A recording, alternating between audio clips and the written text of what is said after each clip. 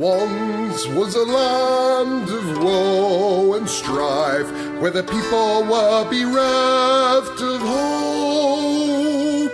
They prayed to their gods of might and light to deliver the heroes of old. Instead they got heroes. Did you hear the quotes in my voice of moral ambiguity? They may help or may not help you at all. Depends on what's in it for them. They kick and they punch and they maul and they smash. They lie and they scheme and they burn and they slash. Succeed or fail, it adds to the tale. Dungeons and Debacle starts now. Hello and welcome to this episode of the Dungeons and Debacles podcast. I'm your host and Dungeon Master Kevin. Going around the table, Hannah. I'm Hannah, and I'll be playing Talia, the human rogue. And John. Hello, I'm playing Alunodas, Elven monk. I may be a little bit distracted, although I seem to have worn the puppy out for the moment. And Blake. I'm Blake, and I play Juliet, the Dragonborn eldritch knight / wizard. And Shane. I'm Shane, playing Alexander, the human bard. All right, so on this episode of the Dungeons and Debacles podcast, this will be a leveling episode since everybody hit level 6. Yay! Woo! So, Hannah, let's start with you. Tell us a little bit about your character, her background, what she looks like, her class. What's her deal? Okay, so Talia she actually just turned 12. Woohoo, happy birthday! She's a 12-year-old girl, orphan, with a tragic backstory, as always, and she has a tragic backstory as one would expect someone in her current situation to have. She sort of took up a life of crime because she didn't see it as any other option to her situation. She's a rogue, which means she gets all kinds of awesome things. She just hit level 6, which means that she gained expertise in 2 more things, which means that my sleight of hand and my stealth are now epic. I also dropped, I'm sure if you've been listening, you've heard me try to use poison spray several times and failed miserably because it's useless. So, I dropped poison spray and picked up Toll the Dead, which is a necromancy spell. It's super awesome. If my target is missing any hit points, the damage is 1d12. Otherwise, it's 1d8, and I get 2 d12 or d8 dice because I am above level 5. So that's an awesome cantrip that I just picked up. She's kind of awesome. She likes to throw her dagger and kill stuff, and she's super good at it. Other than that, I mean, that's kind of her story. She's got a tragic story and has hooked up with a team of, questionable characters. I go a little bit further than questionable. I mean, she's hooked up with, several people who have helped her out, but are also, kind of doing something that the rest of the world would view as evil. I'm not sure she would. The first night you hooked, within 24 hours of hooking up with this lot, they went and murdered some people in their house.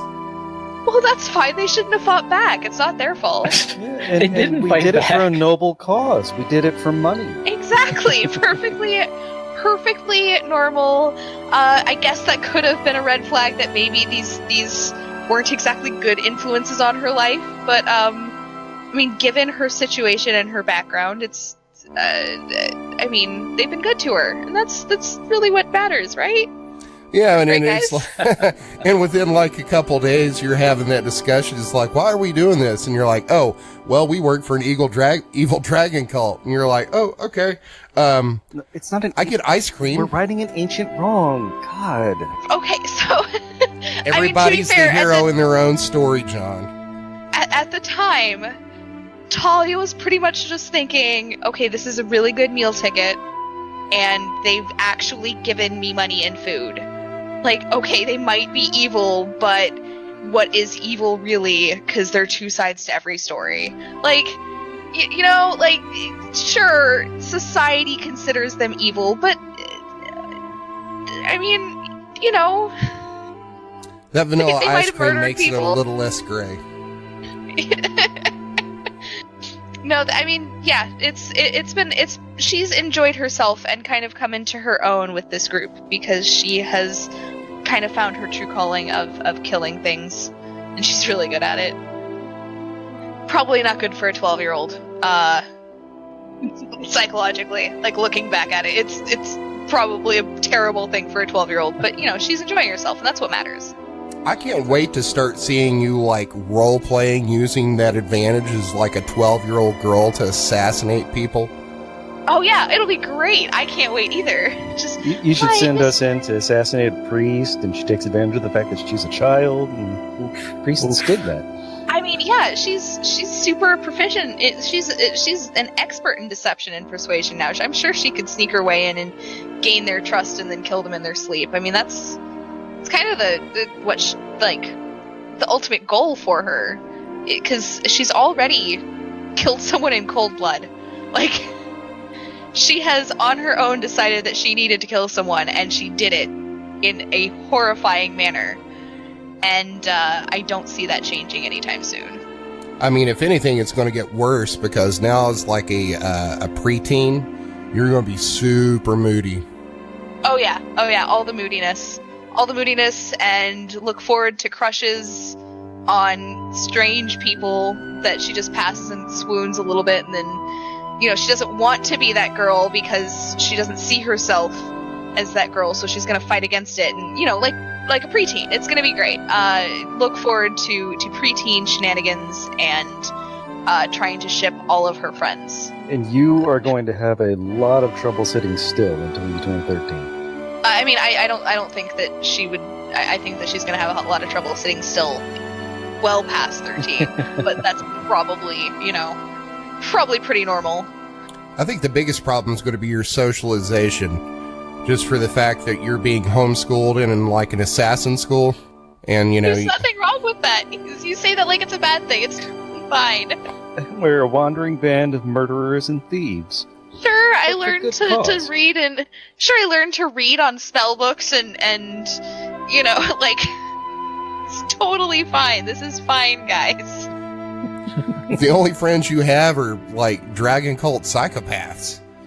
Oh yeah, it's gonna be great. I love her, and I love the group that we're with. And she's totally gonna have some messed up. Her brain is not gonna be right for the rest of her life. I actually have plans to write a short story about her, like, in her later years, assuming that she makes it past this adventure with them, and survives. And it's gonna be great. It's going to be her memoir at her ripe old age of, like, 31. Well, like, the story I've started, she's about 22, and she has split up from the group and is stealing things and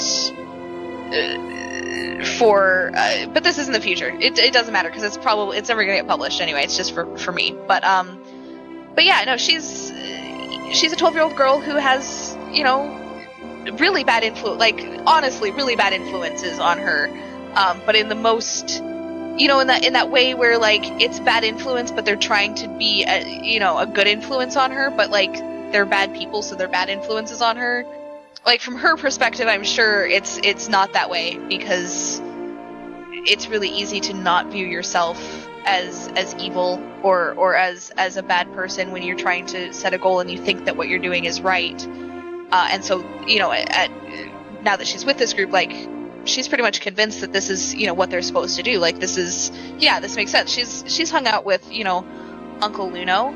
Like, I'm sure he's explained things to her, and it makes sense. But, like, that doesn't, in all honesty, they're terrible influences on her, and I look forward very much to playing around with the sass and the just general preteen shenanigans in the world of killing people, because that's what she does.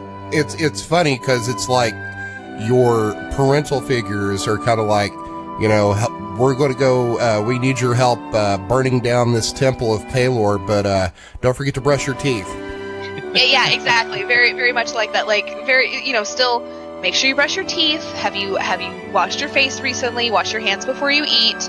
There's still blood on them from when we assassinated that governor. Like, yeah. Study your spells before bed. Exactly. But at the same time, like, her backstory isn't exactly great. And while they might be, killing people and she's really good at it, like, she's not exactly, when they found her, she wasn't exactly in a stable place to begin with. And she's, just kind of rolling with it because this is the most stable life she's had since she was 3. Or less than that. So, yeah. Like, it's an evil life, but it's stable, and that's what matters. So since we're talking about that, talk a little bit about your relationships with the other people in the party. Juliet took her in, taught her how to read, how to write, kind of really became a mother figure to her. And that's huge, and she trusts Juliet with everything. Alunodas, again, she went when they were on the Isle of Insight. He kind of became her partner in crime, literally her partner in crime, and that built a lot of trust between them. And they've really bonded over that time, and they're taking, Alunodas is helping her take care of Abbott and her horse and all that kind of stuff because she's 12. She can take care of them, but she doesn't know how to take care of them, and he's helping her out with that. And so he's kind of became, I used the word father figure before. I think uncle is a little closer because he's, that weird uncle that's funny and can't quite be a father figure because he's also a really bad influence on her because he never stopped her from eating all that ice cream and gaining like 10 pounds. And there's the thing where he beats people to death with his fists. Well, yeah, but that's totally normal. Like, that's the life she's in. So she doesn't really take that into account. But yeah, so he's Adel, who has can I say he has since passed? Yeah. Kind of drove her nuts because he was dumb, and even she, an uneducated street rat, could see how rash and kind of not, he didn't think ahead, and it drove her crazy because he was obtruse. He flew into a rage. Yeah, he would fly into a rage about things and make not smart decisions, and that she didn't understand. And then Alexander, I think they've kind of, I'm sure they've bonded a little bit over their journeys because they've been traveling for months now together, and she's not as close to him, but I foresee that changing and her really becoming closer to the rest of the party as a whole, not just Juliet and Alunodas, but I know that I can see that happening, and I can see her starting to get concerned about some things and some of his behaviors in the future. It's really going to be an awkward episode when we have that Dear Palor, It's Me, Margaret episode where Talia gets her period. Ooh, oh yeah, that's... I can't prepare her for because dragons lay eggs, right?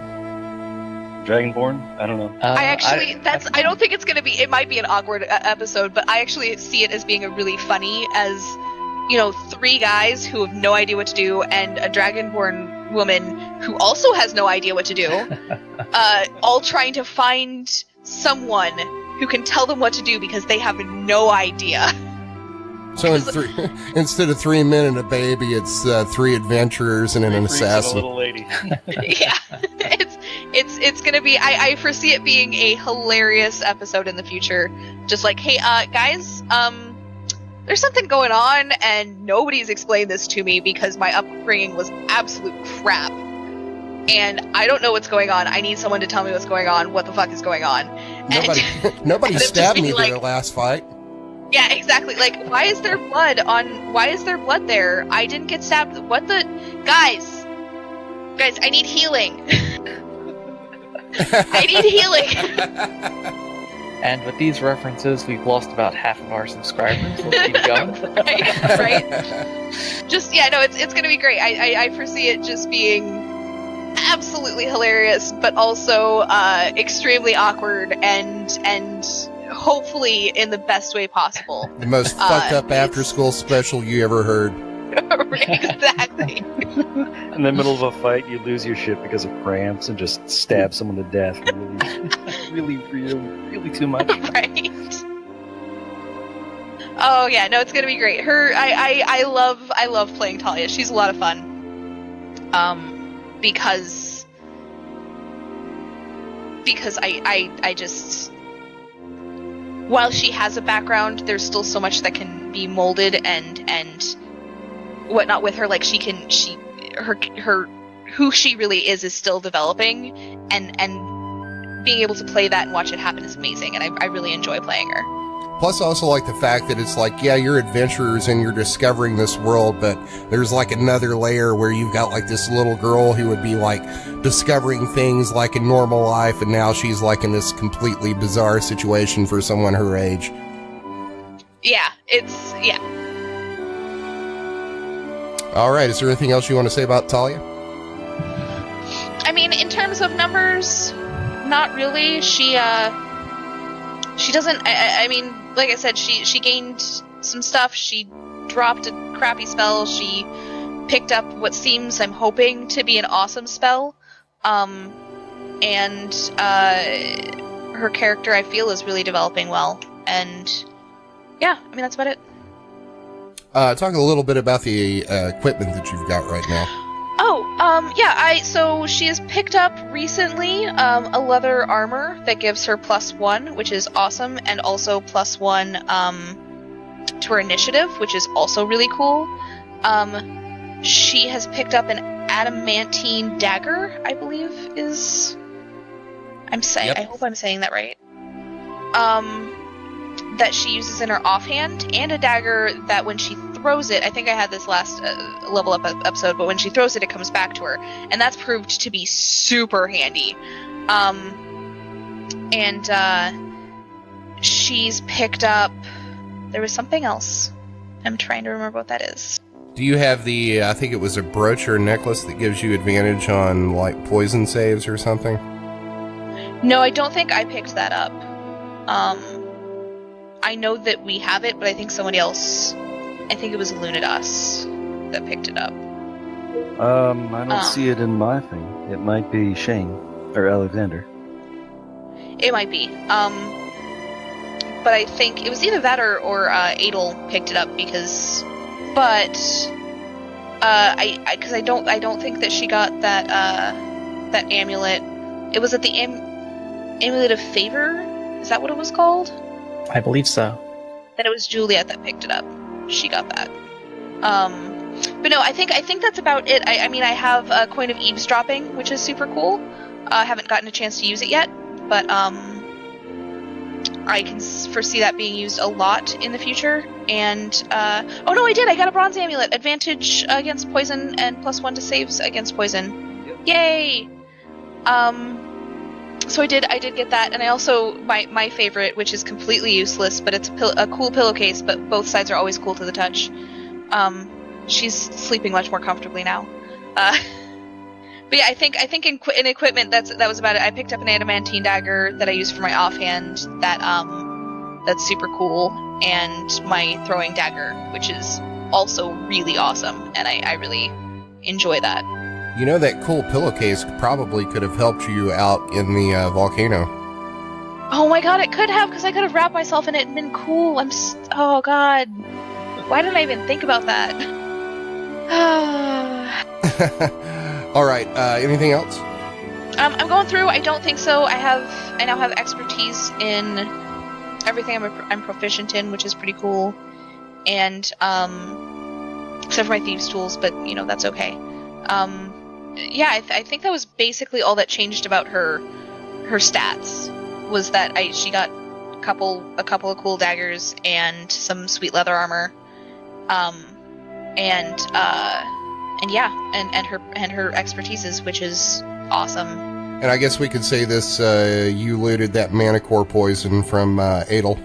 I did. I have some new mana core poison that I can put on my daggers when I throw them, which will be, or stab people. I do actually go up and stab people still. I don't always throw my dagger. But either way, it'll be super handy, I'm sure, in the future. See, I don't need poison spray anymore because I have poison that I can put on a dagger. It's totally more useful. You also got that poison from those spiders. I did. Oh, I never put that down. I rolled really, really well on my animal handling somehow. I think. Oh, I put that in my actual. I didn't put that on the sheet, but I did put that. I put that on my actual character sheet. Alrighty. So, John, tell us about Alunodas. And I don't think did we ever explain what his name means? Yeah, at various points in the past. It's Portuguese. It means student of the claws of ruin. Nothing too fancy there. But Luno was raised in a far-off hermitage by monks. He is a true believer in the cult of ruin. Thinks that they are righting an ancient wrong, that they're wandering the world trying to rescue a wrongly imprisoned ancient red dragon who was just trying to recover her offspring who had been kidnapped. So he sees himself as a warrior for righteousness who just so happens to be willing to kill people for money and burn shit down and destroy the world because, that's what you do when you're on the side of righteousness. You're willing to do whatever it takes. All right. As for relationships, Luno seems to have a good working relationship with Juliet. They sort of discuss where they think the group is going and how, and whether or not someone needs to die or be sacrificed, things like that. And they have a good sort of paternal relationship going on with Talia. Steering her on the right path, making sure she grows up right. Until you're like, Talia, she hadn't been eating her vegetables lately. I think we need to sacrifice her to this fire elemental. That's less likely to happen, but you never know. That totally worked out well, by the way, guys. Less of a relationship with Alexander. But, maybe, in the future, Luno will help Alexander with his little dagger problem, or decide to, beat him to death because he's a distraction from their greater good. You never know. But Luno was really, really happy to see Adel go. He was an embarrassment to the name of the cult. Always giving in fights and trying to steal from fellow members of the cult, picking fights with members of the cult, risking the good name of the cult, bringing attention to... He was just bad. He was a bad cultist. Plus, he wasn't a true believer either.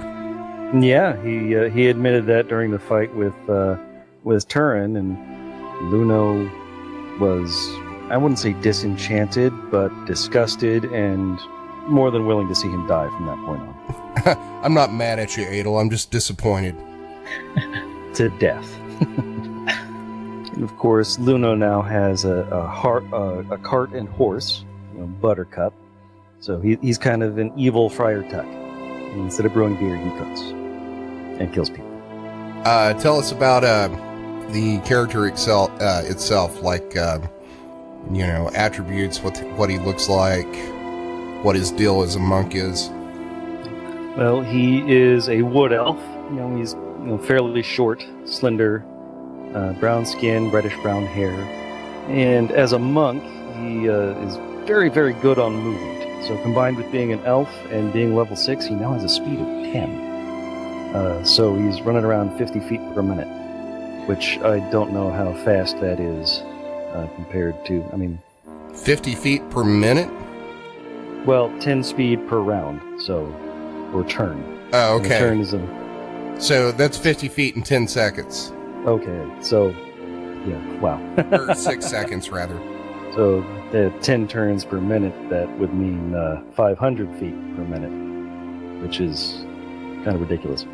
Monks also have chi, and at 6th level, he has 6 chi points to spend, which he can use to do extra attacks or do a more powerful attack, such as a stunning strike, or knocking someone prone or pushing them around, with DC saves, of course.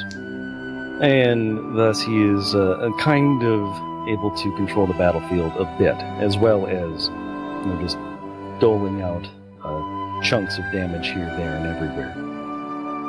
D6 plus 4 every time he lands a hit, which can be up to 4 attacks per turn if he plays his cards right. And also, now that he's level 6, his fists count as magic, so he can get through immunity and resistance that way. So he has discarded those adamantine brass knuckles. He realizes he is the adamantine knuckles. Sweet. Now, how does that work with the fist? Do they get game pluses over, or is that just like the proficiencies? Well, of course, he does gain in proficiencies over time, but they also gain more damage as he levels up. So they started out as D4 plus his various modifiers. Now they're D6 plus his modifiers. And the damage die will keep increasing as he keeps on going up in levels. So what's like the highest damage die you can get? I can check that out real quick. I guess it'd be like a D10. Yep, D10 by the time he gets to level 17. 4D10 ain't shabby. Not even a little bit. Plus, by that point he'll have various other bonuses. And it's 4D10 plus 4 at the moment. So, or 4d6 plus 4 at the moment, so a minimum of 16 damage per turn if he hits, up to 24 damage. So he can deal out the punishment. So what's he look like? Like I said, he's small, he's slender, brown skin, reddish brown hair, kind of in a monk's cut, so shaved on the sides and the back, but long on top and gathered back into a ponytail. And his alignment? Neutral evil, although he doesn't think of himself that way. That's the best kind of evil. And Talia, what was your alignment? I'm neutral evil. The final thing that Luno gained at level 6 was wholeness of body. Means that he can start healing himself a little bit, up to 3 times his level in hit points, once per long rest. So how does that work? So once per long rest, you're level 6, you would get 18 hit points back? Yep. So a third of his hit points. So not a huge game changer, but enough to really help in a fight or something. It's an action. So does that require a chi point? No, it just requires taking an action, and you can do that once per long rest.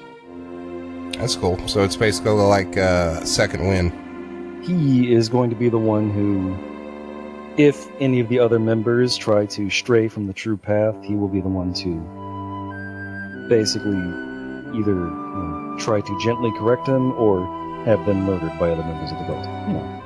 What would he do? I was going to say, how are you going to enforce that? But yeah, if you're going to have them murdered.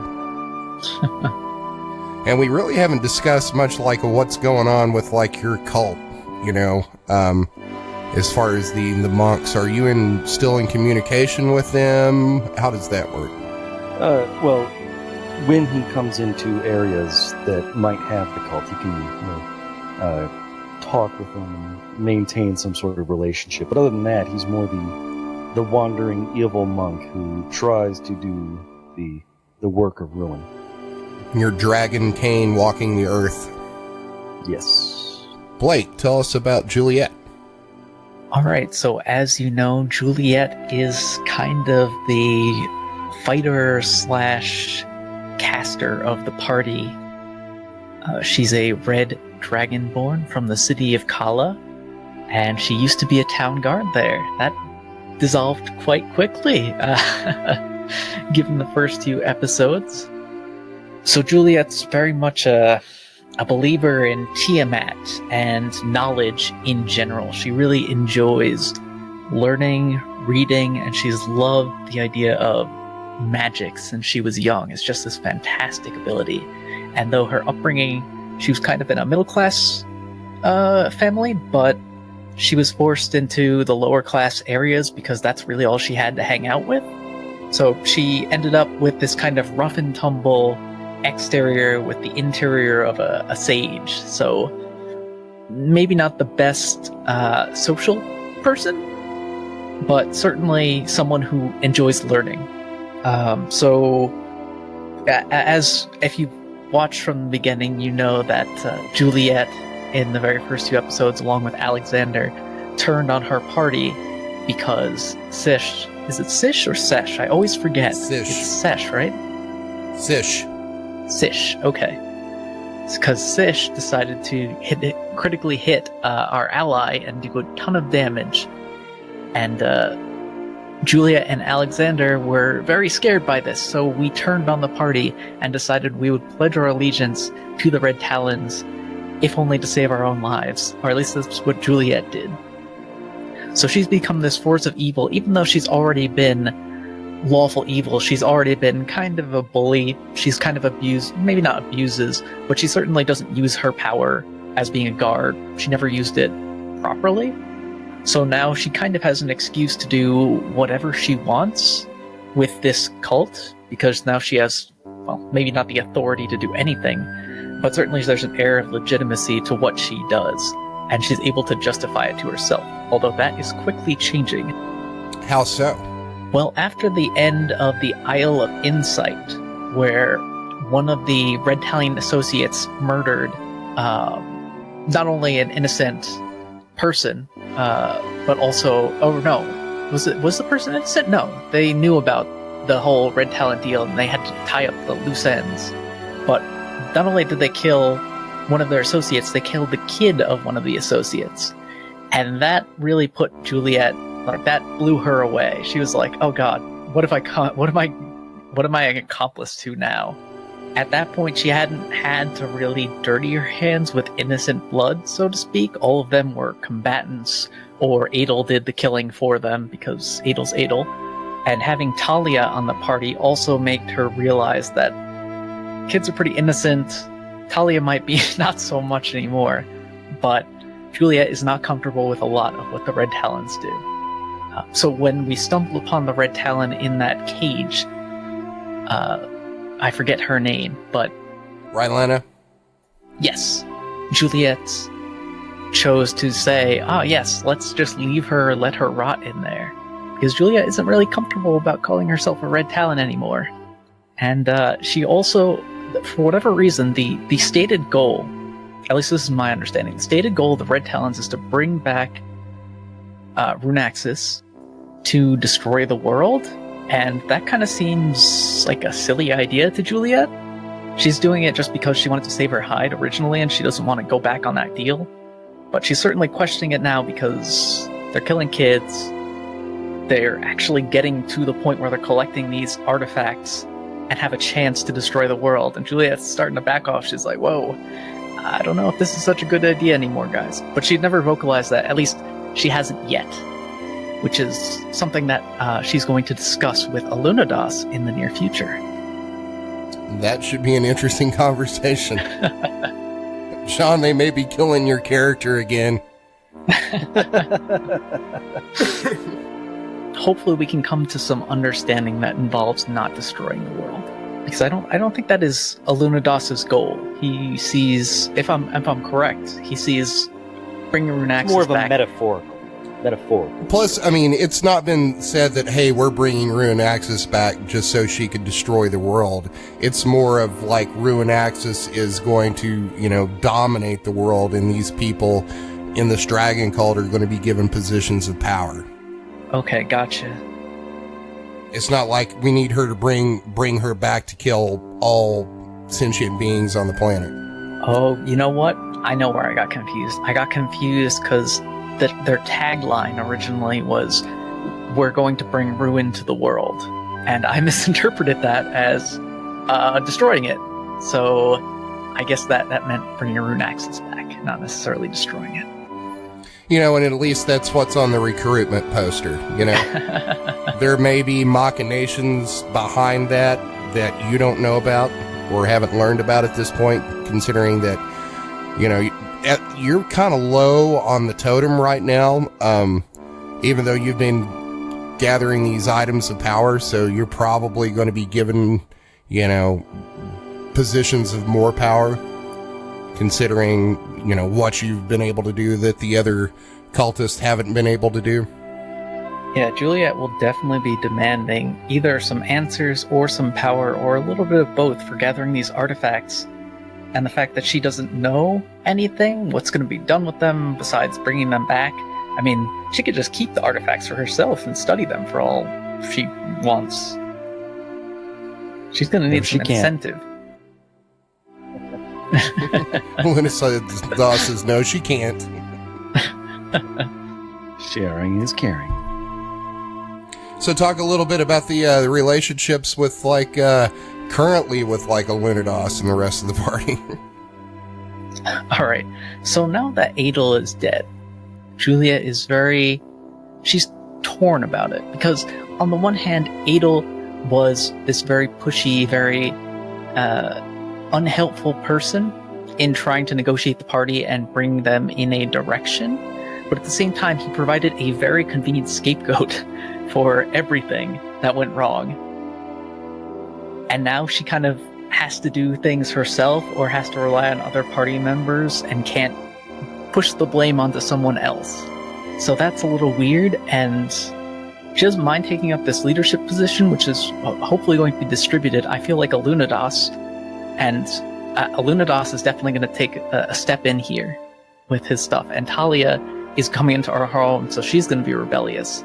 Plus, Alunodas hasn't gone through the Six Sigma courses yet. Yeah, he's only OT3.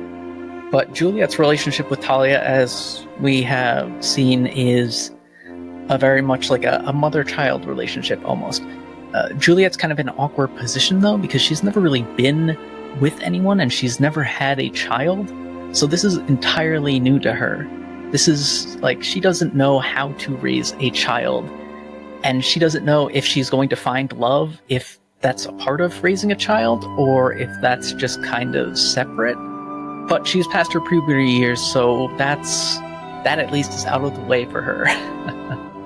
In terms of her relationship with Alunodas, she respects him a lot because he carries himself. He does the work. He does what he says. But by God, he is a fanatic, and she is very worried about that because she doesn't know exactly where he stands in relation to destroying the world or whatnot.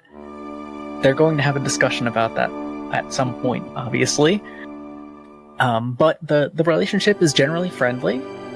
He carries his weight, she carries hers. They respect each other on a professional level, absolutely. And interestingly, Juliet admires the fact that he can fight without needing arms or armor. He just kind of punches stuff, and that absolutely fascinates her because it shouldn't be possible. It's kind of like magic of its own kind, which is the whole point of Keep. Then we have Alexander, and Juliet used to be with Alexander in the guard long ago, when, episodes way back, and they were somewhat friendly-ish. So they know each other, but Juliet doesn't really know about him or where he stands on anything other than he chose the same path she did to not die and join the Red Talons. But she doesn't know too much about his family. She doesn't know too much about his past. She doesn't know what he wants to do with his life. Like, what is he doing? What is his goal? And she will be asking him about that because there's nothing worse than having no idea what's going on. You have to have everything figured out. She wants to figure everything out. So it's a lot of unknowns with Alexander there. But, I mean, he does what he does, and there's no hostilities between them, but there's not really a super friendship there. He's Bob in accounting that you see at the coffee machine every now and then. Exactly. So tell us a bit about what's up with Juliet's character. So she's a Dragonborn. She's red. Dragonborn, red, used to be a Kala guard, really enjoys knowledge. This whole adventure has been a gold mine for her. She's learned magic on the way, which is fantastic. She's picked up so many books. She was excited to go to the Isle of Insight and actually learn stuff. She is living her dream right now. Doomsday cult aside. But she... That's all as old as time. Doomsday cult aside. You win some, you lose some. So, what's her alignment? She is lawful evil. which is really the only reason why she still pays lip service to the Red Talons, because she decided she didn't want to die that day to Sish. So she's made her promise, and she hasn't broken it so far, and she wants to maintain that as long as it's possible, because she doesn't like breaking promises. That's just not her style. And what's her multi-class build? Currently, she's a fighter wizard. The fighter, she has the archetype? I believe so, of Eldritch Knight, which is like a fighter spellcaster, fighter wizard, and then she actually has classes in wizard, and her specialty school in that is abjuration. So she's very defensively focused. She has some offense as well. You've seen her cast Magic Missile a million times, but her focus is really on defense. And the reason I chose abjuration for her is because in previous editions, and I don't know if this is true about this edition, but abjuration in general has been more about the study of magic itself rather than the practical application. It's not a fireball, it's not a trick or an enchantment. It's the core, you're dragging magic itself. And Juliet's all about learning, so I figured that would be a great companion. And what did you do with her this level? You took another wizard level? I did take another wizard level, which gave me 2 more spells of 2nd level, and the 2 spells I chose were Arcanus Magic Aura and See Invisibility. The latter she chose See Invisibility because surprises are not a good thing, and if there is any chance that something is invisible, whether it be a friend or a foe, she wants to know about it. Knowledge, big thing for her. The second thing, the Arcanus Magic Aura, what it does is it allows you to either disguise, hide, or, enhance a magic items or non-magical items aura. So it can make a non-magical item seem magical, or a magic item seem non-magical. And because they're collecting all of these artifacts, and because as they get more powerful, the likelihood that they have to do risky stuff increases, having that sort of power to disguise themselves magically is very important. Because if they're carrying around these artifacts, we're probably going to want to put a damper on their magical effects. Or if you have something magical that's supposed to be magical, like the holy symbol of Cord she picked up in the other episode. Maybe it's supposed to look magical, and if she doesn't have it look magical, then she's not going to pass for a priest of Cord. It's pretty smart. And don't forget that you and Alexander both have spell books from the Isle of Insight. That is correct, and I have so many spells that I will never use. All of these spells are fantastic, and I just can't see a use for them. That's the problem. Things like Tensor's Floating Disc, it allows me to carry more stuff. Well, she's already got a huge strength score, and we already have a bag of holding. Not going to use that. There's things like Mage Armor. If she wasn't wearing armor, that'd be good, but it doesn't help her out. There's a lot of stuff there that I haven't cast, and it's cool to have these options, but a lot of them are just kind of not useful. But that being said, being able to have Identify and Featherfall and all these other things, Absorb Elements, Alarm, these are all pretty useful stuff, so I'm glad you gave us all of that stuff. Don't think I'm not grateful. Thank the college. Yeah. Steph paid a lot of tuition for that. Who is the woman who was stabbed by the Red Talons along with her niece. Yeah. So, Shane, tell us about Alexander. Okay, so Alexander's a human bard. We've retconned it to where we've taken off the 1 level wizard and putting it back into bard, since it was a mischosen thing on my part. And so moving from a level 5 wizard, level 5 bard to a level 6 bard, I will be gaining Font of Inspiration and Counter Charm. Font of Inspiration, it means that for my bardic inspiration, instead of it recharging on a long rest, it's going to recharge on a short rest as well. And for Counter Charm, it means that I can use my musical notes or words of power to disrupt mind influencing effects. So if there's somebody trying to influence our minds, I can use my instruments to counteract that and give my party mates and myself advantage. Does that work as a reaction? No, so what would happen is that whenever they're trying to do that, I can use like my action to start playing an instrument or something to use counter charm, and then they would gain the advantage. And so at that point they would get advantage to saving throws or being frightened or charmed. But that has to be done on your turn, right? Correct. I can't like do it in response to their ability. Gotcha.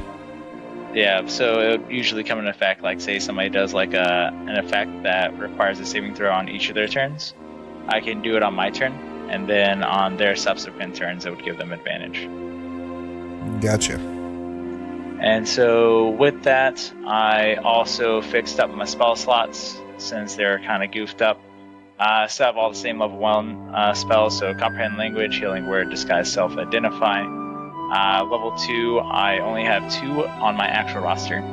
Another thing that I gained from level 6 is gaining my bonus thing for the College of Lore. So I get additional magical secrets. So level 6, I learn 2 spells of my choice from any class.